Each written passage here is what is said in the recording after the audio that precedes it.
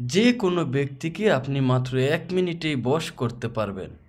আজকে আমি ছোট্ট একটা পবিত্র নাম শিখিয়ে দেব, যেই নামটি আপনি মাত্র ২১ বার পাঠ করে একটি মাত্র ফু দিবেন, সাথে সাথেই যে কোনো ব্যক্তি আপনার বশ হয়ে যাবে, আপনার বাধ্য হয়ে যাবে।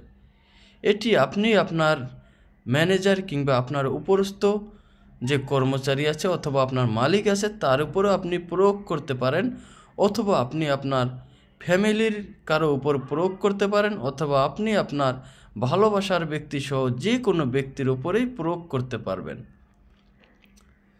তো দেখা যায় অনেক সময় আপনি কোনো কাজ করেন কিংবা কোনো কোম্পানিতে জব করেন, সেই মালিক আপনাকে দেখতে পারে না, আপনার বেতন আটকিয়ে রাখে, বেতন দিতে চায় না, বেতন বাড়ায় না।